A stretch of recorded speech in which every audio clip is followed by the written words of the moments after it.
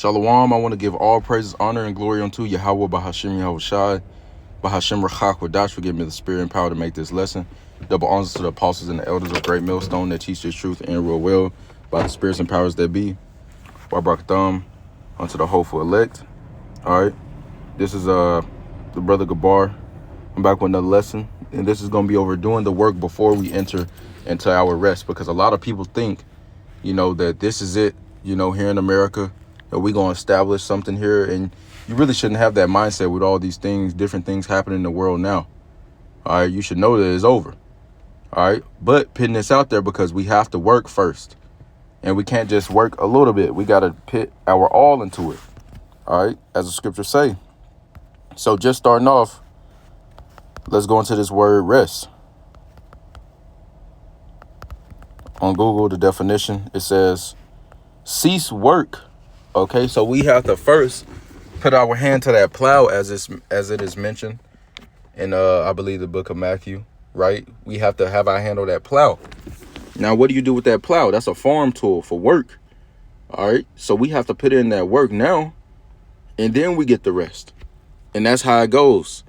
As the scripture says, the parable, coming into that, I believe the vineyard, to work, right? All the way to the last hour of people that came in, and they all got that same penny, which is the kingdom of heaven, right? So we have to work, and then we get to cease from our work first. We're going to put in the work, and then we're going to cease from the work, which is going to be our rest. So right now that this information is still going out, and we know we're not in the kingdom yet, as in delivered from America, then it's still time to work. Okay, it's still time to do what we do. As scripture say, Jeremiah 16:16, I was sent for many fishers, and they will fish them. Well, fishing, that's a work. Some people literally earn their daily bread by fishing. Yahushua came and got some of his disciples that were fishing, right? And told them that he'd make them fishermen of men. So we're fishing. We're fishermen of men. All right, but afterwards, then we're going to hunt. And you go into that word hunt. Hunting is a sport. Esau, Edom, he all into that and shit, So afterwards is when we get the rest, when we get to sit back, do nothing, pause, But we still going to be doing stuff. We're always going to be doing stuff, but we're not going to be preaching this gospel how we are now. This is just a phase. This is just one part. Okay. And having that mindset of this is not your rest puts you in the right mindset so that you can do the work. Hebrews chapter 4 and verse 9 all the way to verse 11 in the NLT. So there is a special rest still waiting for the people of Yahweh. Yeah, so we're still working because the rest ain't came. For all who have entered into Yahweh's rest have resisted Slakia. For all who have entered into Yahweh's rest have rested from their labors, just as Yahweh did after creating the world, right? Because in Genesis, it was those 6 periods, those 6 days, which are 1,000 years each, right? As the scriptures say, a day with the Most High is as 1,000 years. So those 6 days, all right, once they were up and the Lord was done creating everything he was creating, what happened? It said that he rested, okay, from his labors, meaning what? He stopped creating, okay? He was done, okay? He made the earth, man, all that, okay? The flowers, the trees, and everything, okay? So now, as the Lord has rested, eventually we're going to rest from our labors in this ministry, and we're going to get rewarded as well, as the scripture speaks about everything we lost and had to forsake, right? That we're going to get 100-fold back, okay? And everything that we go through on this side anyway is not going to compare to what we're going to receive, as the scripture mentions that as well. But it reads on in Hebrews chapter 4. It says, for all who have entered into Yahweh's rest have rested from their labors. So what happened if you don't have any labors to enter into that rest? You damn sure not going to enter into it. All right. If you Israelite and you're not working, right, you're not going to enter into this rest the first go round. You're going to know it by death, by pain, as the scriptures say. And that's what we don't want. That's why we out here pushing this truth. All right. So that we can be saved. It says, so let us do our best to enter that rest. All right. So if we're going to do our best to enter that rest, that means we need to do our best to keep doing this work. Okay, keep pushing it out, right? To the best of our ability and the max that we can. It says, but if we disobey Yahweh as the people of Israel did, we will fall. Exactly. And that's written about in Deuteronomy as well. I believe Deuteronomy chapter 30, right? That if we obey, then the blessings come upon us. But if we disobey, then the curses come upon us. But if you come into this work and then you put the plow down, what does the scripture say about that? Let's grab that.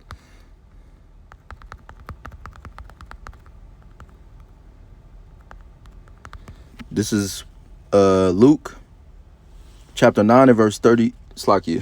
Luke chapter 9 and verse 62.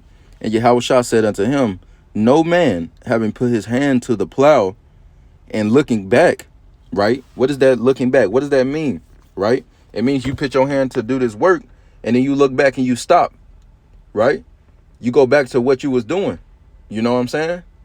And that's not what Yahweh Shema Shah want. Yahweh Shema Shah will literally kill you for that. It's already reports. It's already examples, right? Of people that left this faith and the Lord jacked them up, or even take them all the way out, put them in the spiritual realm, right? You don't want that, man. You're going to be beaten with more stripes if you don't do that. It's going to be blood on your hands because you were supposed to do the work. You knew, right? That's why we got to multiply our talents. So it says, no man having put his hand to the plow and looking back. It's like, let me make sure this recording. Okay, call law. Sometimes you'll do a whole lesson. It won't even be recording. It just be no sound, just audio, just video. So call law. But it says, and looking back is fit for the kingdom of Yahweh. Okay, so you can't go back to the world once you come into this thing. You can't stop doing the work, right? Because what's going to happen? The Lord's going to get rid of you, man, right? You ain't multiply your talents. What happened to the servant that didn't multiply his talents, right? Go read about that, all right? Because if you don't want Yahweh Shah to be king, right? As he said, if you're not with him, you're against him. So if you're not working in his favor, you're against him. And what's going to happen to you? If you don't want to be ruled by Yahweh Shah, then you're going to be brought before him and put to death. Literally, right? You don't want that. We don't want that. We don't want that for ourselves. That's why we're doing what we do. All right, that fear persuades us and you, right? Lord's will, okay? But that's why we have to do this work so that we can later enter into the rest that is coming, okay? And that was basically all on my spirit. I'm on break up here at work, you know, so just wanted to put that out, man. So do the work so that we can enter into the kingdom of heaven. You're not just going to enter into the kingdom just because you're an Israelite, right? The 2/3 that perish here and the rest through the four corners of the earth, they're going to come back as children in the kingdom, yeah, right? But they're going to have their head down. They're going to be shamed, and they're even going to know it after being punished first. And who knows how severe this punishment is going to be, right? We bring out the scriptures and we detail certain things, your eye melting in your sockets and, you know, the famine and different things, plagues. But who want to live that out? Not me, man. Okay? So Lord's will, this was persuading. Okay? The only way we're going to get to the kingdom, all right, is by us doing the work. And if you ain't doing the work to get to the kingdom and the Lord has given you those talents to do so, then woe be unto you. That blood is on you, man. Okay?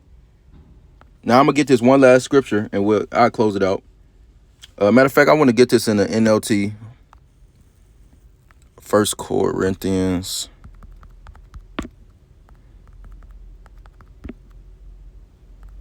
chapter 9.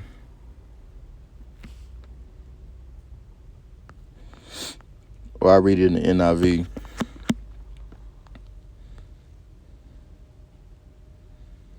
First Corinthians chapter 9 and verse 24 in the NIV, it says, do you not know that in a race all the runners run, right? And isn't this a race?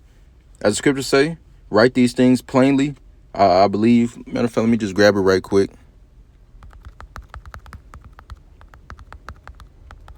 Because this is likened unto a race. Habakkuk chapter 2 and verse 2. And the Lord Yahweh said unto me, write the vision and make it plain upon tables, that he may run that readeth it. So this is likened unto a race. All right, you grab this knowledge, this wisdom, knowledge, understanding. Your mind gets open unto it. You get brought to it. The Lord calls you into it through Yahweh Shai. Okay, And then what? Then you start running. You start doing the work. Okay? You pick up that plow and you don't put it down. You don't look back. You don't put anything before this truth. You keep working. Okay? And the Lord is with you. Okay? So, likewise, let's read on 1 Corinthians chapter 9 and verse 24 in the NIV. Do you not know that in a race all the runners run, but only one gets the prize? Run in such a way as to get the prize. Yeah. So if somebody running in a race, you see somebody, they blow that gun go off and all the runners start running, right? Everybody running their ass off. They doing their best. Okay. But only one person about to win. So that's the mentality we got to have in this truth. Not, pushing brothers to the side and this and no, not, not like that, because there's room. There's going to be a certain amount of men that are going to be elected. Okay. All right. We're not pushing nobody to the side or anything. We're helping each other. Okay. But we have to run in such a way. Okay. Because really you at competition with yourself, the flesh and the spirit, man. So we have to keep that mindset in this thing. And I'll read it one more time. Do you not know that in a race, all the runners run, but only one gets the prize? Run in such a way as to get the prize. Right? So, likewise, man, we're running. So run in such a way for you to get your prize, your crown. I want to give all praises, honor, and glory unto Yahweh Ba'ashem Al Shai, Ba'ashem Rachak Kodash, for giving me the spirit and power to make this lesson. Shalom.